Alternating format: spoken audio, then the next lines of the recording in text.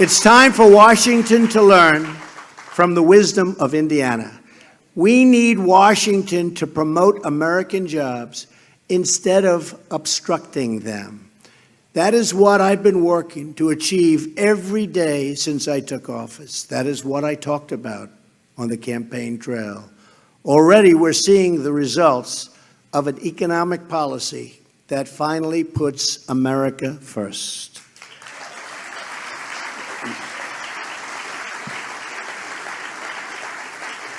Unemployment is at a 16-year low. Unemployment for African Americans is near its lowest point since the turn of the millennium. It's really a fantastic thing to see. Wages are rising. Optimism among manufacturers has reached all-time highs. GDP growth last quarter reached 3%, way ahead of schedule. Nobody thought that was going to happen for a long time.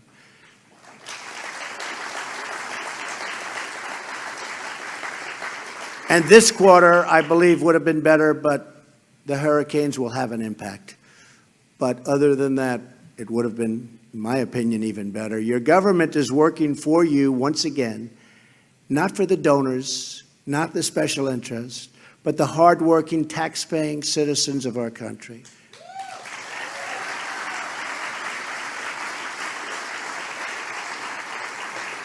America is back on the right track, and I see so many red hats. Make America great again. That's what we're doing. Make America great again.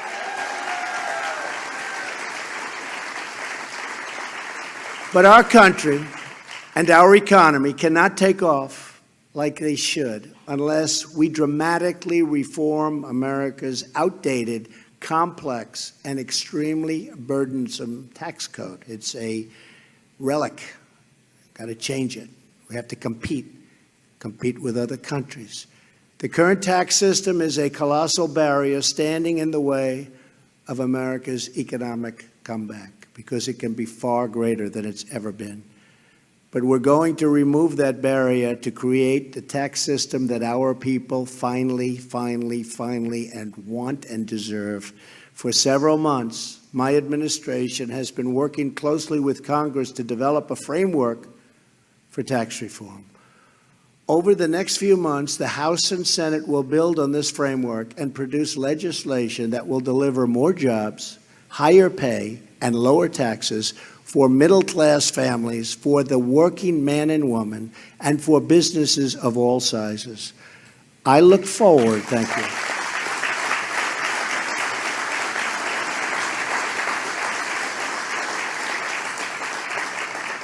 I look forward to working with Congress to deliver these historic tax cuts and reforms to the American people. These tax cuts are significant. There's never been tax cuts like what we're talking about. Our framework is based on 4 key ideas. First, we will cut taxes for the everyday, hardworking Americans, the people that work so long, so hard, and they've been forgotten. But they're not forgotten anymore. I think we proved that on November 8th.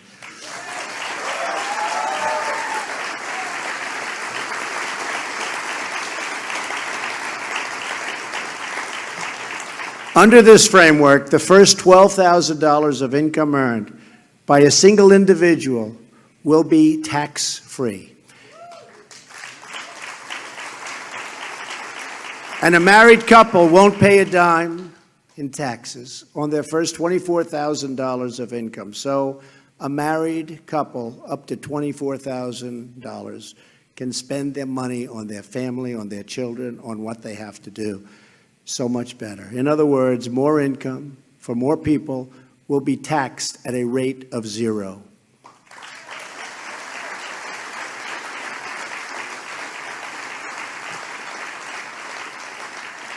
At this 0% rate, taxable income will be subject to just 3 tax rates of 12%, 25%, and 35%. Jonathan Blanton and his wife, Jamie, from Greentown, are here with us today. Where are they? Oh, hello, Jonathan. How are you?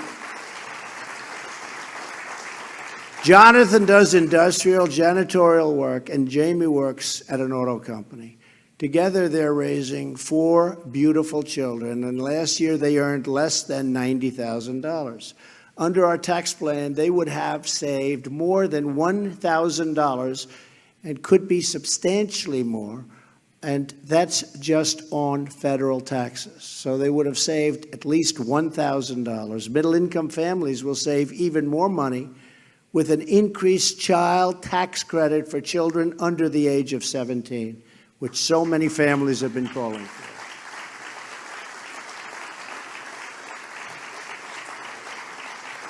We will eliminate the marriage penalty in the existing credit and expand eligibility to include even more middle-income families, greatly expanded. We're also expanding the child tax credit because we believe the most important investment our country can make is in our children.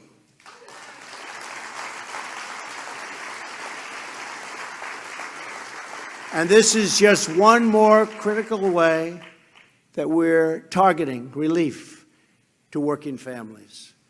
In addition, under our framework, those caring for the elderly loved, and we love these people, but we're caring and we take such care of the elderly and other adult dependents will receive financial relief in the form of a $500 tax credit.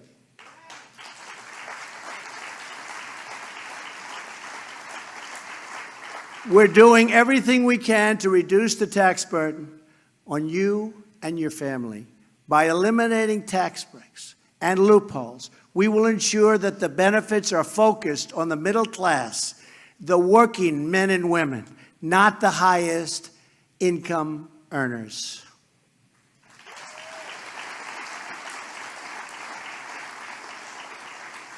Our framework includes our explicit commitment that tax reform will protect low-income and middle-income households, not the wealthy and well-connected. They can call me all they want. It's not going to help. I'm doing the right thing, and it's not good for me, believe me.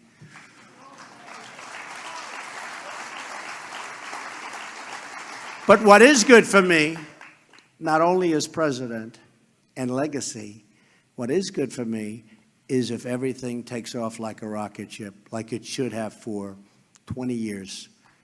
That's good for me. That's good for everyone. And that's what I think is going to happen. And a lot of very wealthy people feel the same way, believe me. In fact, we are eliminating most itemized deductions that primarily benefit the wealthiest taxpayers. We have also given Congress the flexibility to add an additional top rate on the very highest income earners to provide even more tax relief for working people. Second, our framework will make the tax code simple, fair, and easy to understand. Finally, Americans waste money.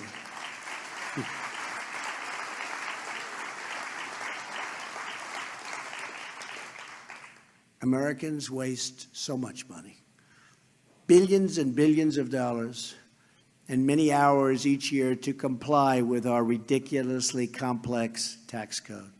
More than 90% of Americans use assistance to prepare their taxes.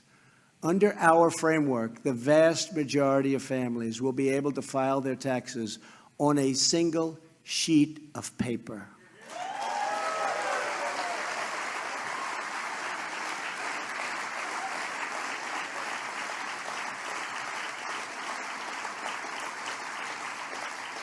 We are also repealing the Alternative Minimum Tax, or AMT.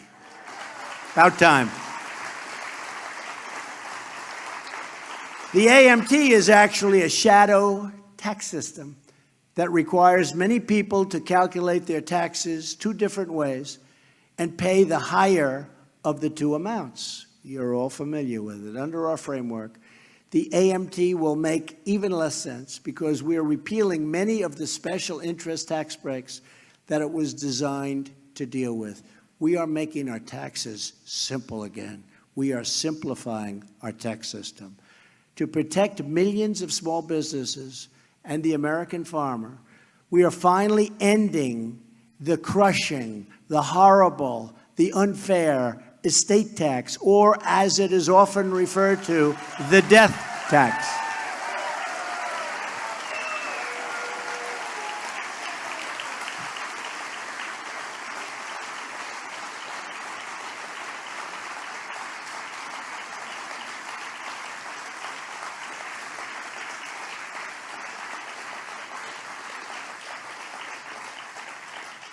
That means, especially for all of you with small businesses that are really tremendous businesses, you'll be able to leave them to your family, and your family won't have to run out and do a fire sale to try and get the money to pay the tax, lose the business, ends up going out of business. All of those jobs are lost. The farmers in particular are affected. They have wonderful farms, but they can't pay the tax, so they have to sell the farm. The people that buy it don't run it with love. They can't run it the same way, and it goes out. So that death tax is a disaster for this country and a disaster for so many small businesses and farmers, and we're getting rid of it.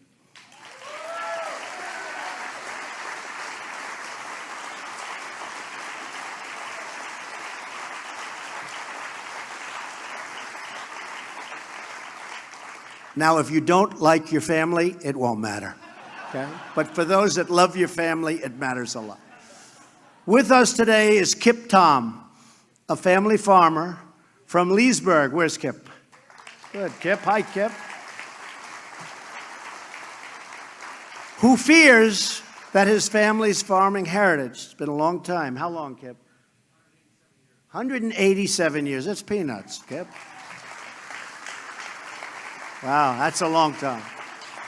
But that great heritage could come to an end because of the death tax or the estate tax, and could make it impossible for him to pass that legacy to his wonderful family. We're not going to let that happen. We are not going to allow the death tax to steal away the American dream from these great, great families, many of which are in this room today.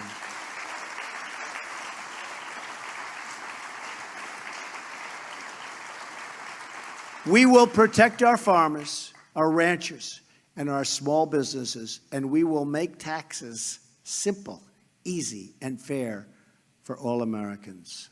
Okay? Third, we will cut taxes on American businesses to restore our competitive edge and create more jobs and higher wages for American workers.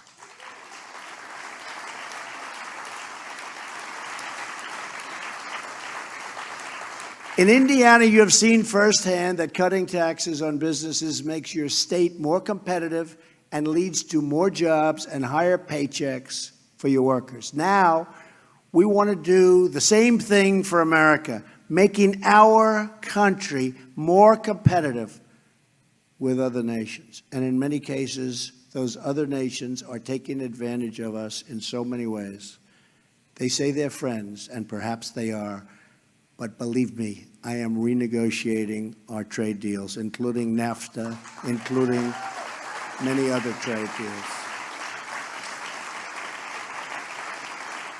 And through regulation, all you have to do is look at the massive pipelines, Dakota Access. You take a look, 48,000 jobs immediately approved. So we're letting that happen. But in terms of the tax and the tax strategy that Ronald Reagan used to create an economic boom in the 1980s, when our economy took off, the middle class thrived, and the family income of all families was increasing more and more, and it was a beautiful sight to behold. Since then, other nations have adopted, unfortunately, our playbook and ran it even better than we did. And I shouldn't say even better, because we didn't run it well at all, and we let other nations come in and take advantage of us and take our jobs away and take our businesses out, and we're stopping that, and you see it right here, what we've done. Today, our total business tax rate is 60% higher than our average foreign competitor in the developed world. That's not good. We have surrendered our competitive edge to other countries, but we're not surrendering anymore. We're not surrendering anymore. Under our framework, we will dramatically cut the business tax rate so that American companies and American workers can beat our foreign competitors and start winning again.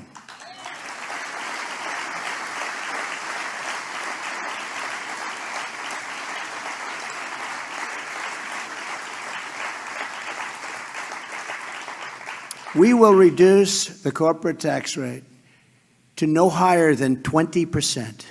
That's way down from 35 and 39, which is substantially below the average of other industrialized nations. This is a revolutionary change, and the biggest winners will be the everyday American workers as jobs start pouring into our country, as companies start competing for American labor, and as wages start going up at levels that you haven't seen in many years.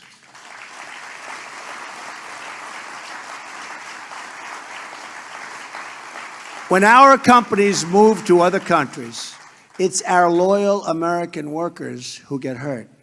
And when companies stay in America and come to America, it's our wonderful workers who reap the rewards. And I just left the United Nations last week, and I was told by one of the most powerful leaders of the world that they are going to be announcing in the not-too-distant future 5 major factories in the United States, between increasing and new 5. You'll be hearing about that very soon. And I said, thank you very much. And he said, you know what? It's starting to happen in the United States. It's starting to happen. So I just wanted to let you know that. I promised I wouldn't say who. I'll keep my word, okay? Unless you force me. Members of both parties, it happens to be in the automobile industry, that's a good industry.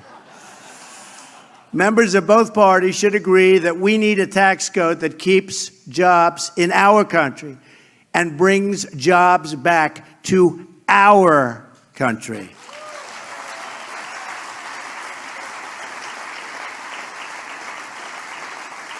And for the millions of small businesses and farms that file their taxes as sole proprietors, S corporations or partnerships, we will cap the tax rate they pay at 25%, much lower. Big difference. This will be the lowest top marginal income tax rate for small and mid-sized businesses in this country in more than 80 years. To give businesses even more reason to boost their investment in America, for the next 5 years, our framework will allow to fully write off, listen to this, the cost of equipment in the year they buy it. That is big. And that's instead of having to take deductions and deduct the cost over a long period of time. Now that's called incentive. That's called incentive. This will be tremendously important to help American businesses afford the heavy industrial machinery and other capital investments they need to grow big and grow strong. Joining us today is John Gannon, the owner of a custom wood fencing and deck construction company in Indianapolis. John is the father of 9 children and recently celebrated his 35th wedding anniversary. Congratulations, John.